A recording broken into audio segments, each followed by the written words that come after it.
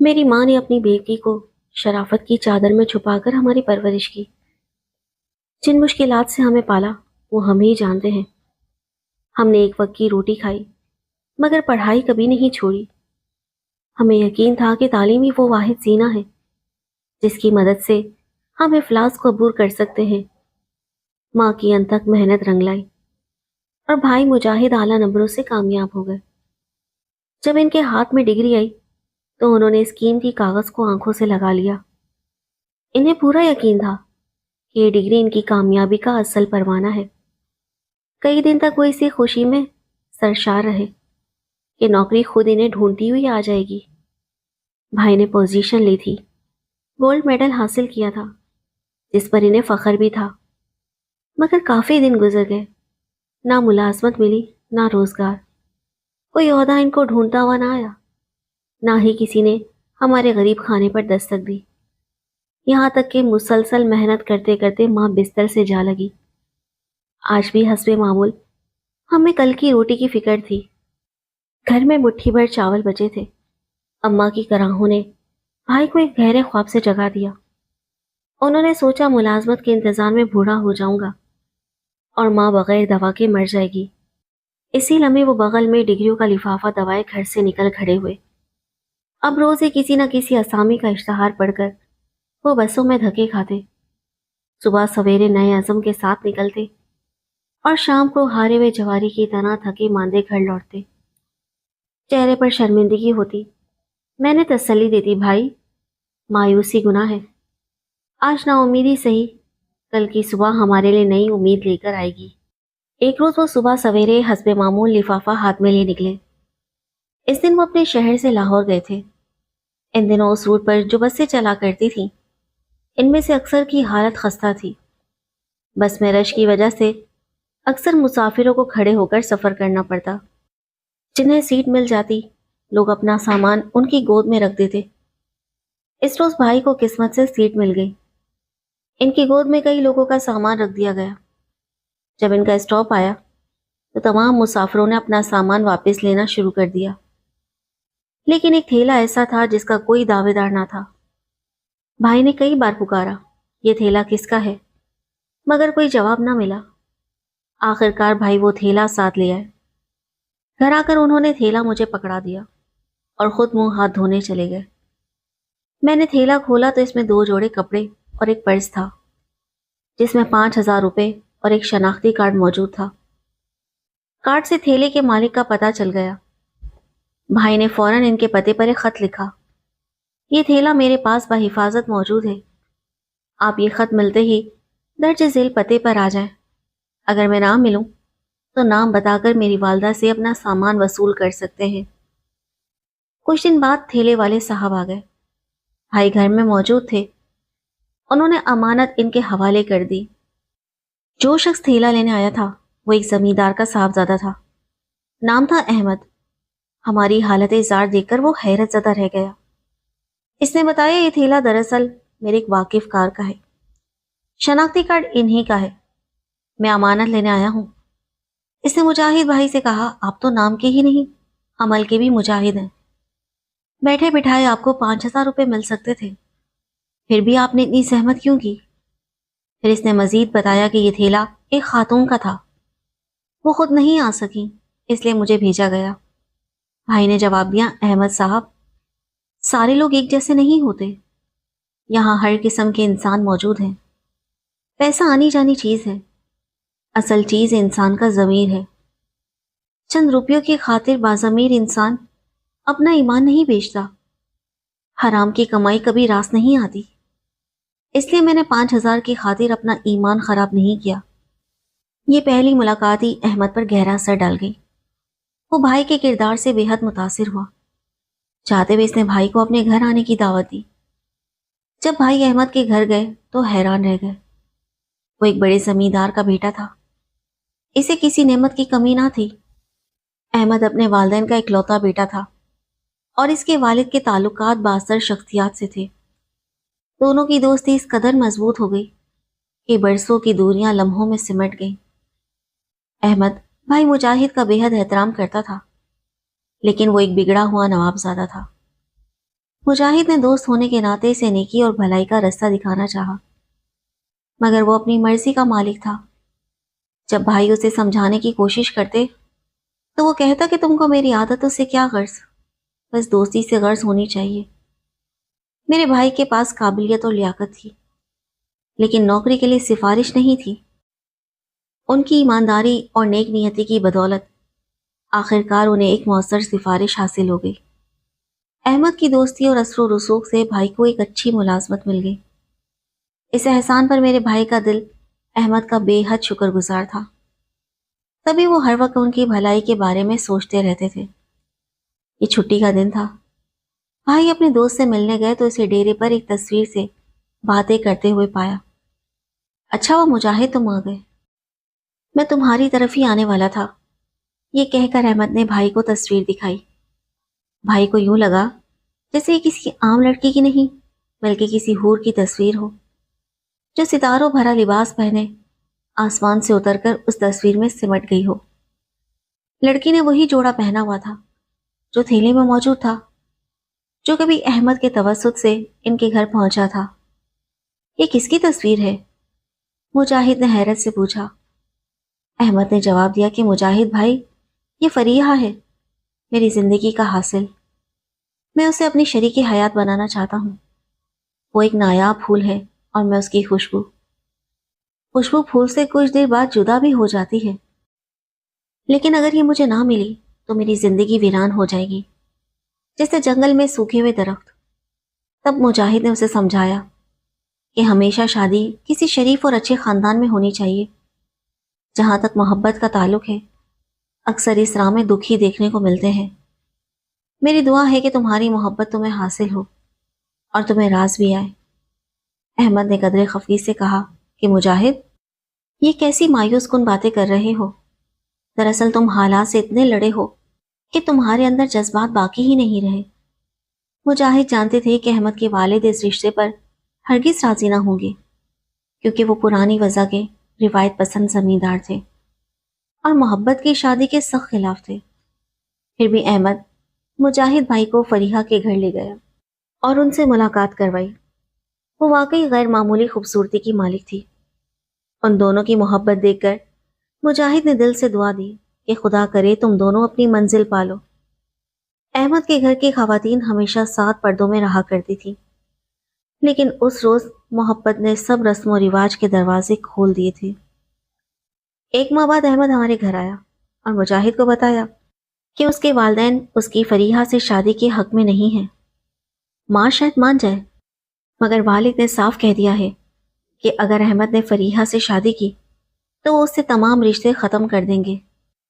میں نے فیصلہ کر لیا ہے کہ وقتی طور پر والدین کا گھر چھوڑ کر فریحہ سے کورٹ میرج کر لوں گا، بعد میں والدین کو منا لوں گا۔ مجھے فریحہ کی والدہ کو نقد 5 لاکھ روپے دینے ہیں تاکہ وہ شادی کا انتظام کر سکیں۔ اگرچہ کورٹ میرج میں زیادہ اخراجات نہیں ہوتے۔ مجاہد نے سمجھایا کہ احمد، تم اپنے والدین کی اکلوتی اولاد ہو، وہ تمہارے سر پر صحرا دیکھنے کے شدت سے خواہش مند ہیں۔ میں ان کو بعد میں منا لوں گا۔ احمد نے بات کو ٹالتے ہوئے کہا۔ اس کی نگاہوں میں صرف فریحہ ہی بستی تھی۔ یوں احمد نے فریحہ سے کورٹ میرج کر لی۔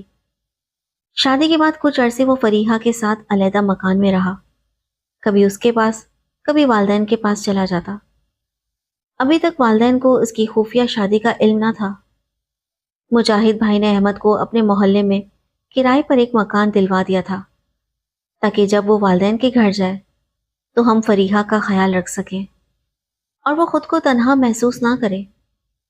فریحہ ان عورتوں میں سے تھی جو اپنے شوہر سے سچی محبت کرتی ہیں، روکھی سوکھی کھا کر بھی خوش رہتی ہیں۔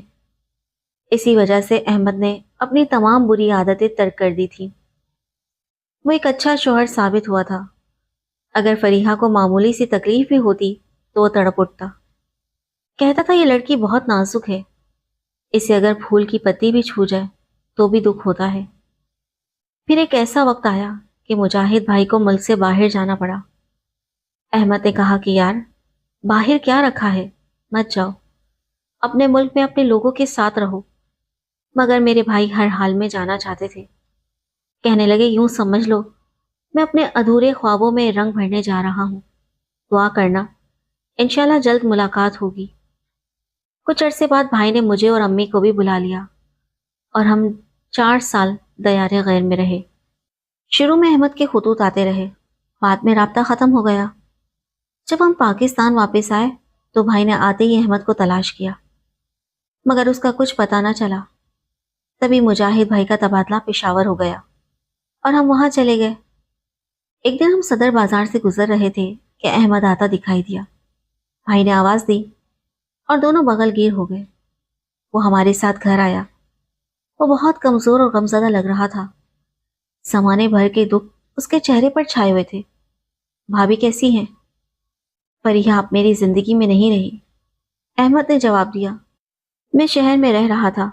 ایک دن اماں جی اور بابا جان کسی عزیز کے انتقال پر لاہور سے کراچی بذریعہ کار جا رہے تھے کہ راستے میں حادثہ ہو گیا اور دونوں جان بحق ہو گئے. مجھے ایک دوست نے اطلاع دی. میں فوراً گاؤں پہنچا. والدین کی وفات کا مجھے بے حد دکھ تھا، مگر گاؤں میں اب میرا دل نہیں لگتا تھا اور نہ میں ذمہ داری سنبھال سکتا تھا. چنانچہ میں نے ساری زمین جائیداد فروخت کر دی اور شہر آ گیا. یہاں اپنا کاروبار شروع کیا. اللہ نے برکت دی، کاروبار چل پڑا اور شہر میں عزت بھی ملنے لگی. سبھی لوگ مجھے جاننے لگے. میں ایک بچی کا باپ بھی بن چکا تھا.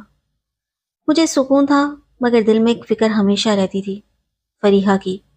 وہ اکیلی تھی، اسے کبھی خاندان کا ساتھ نہ ملا.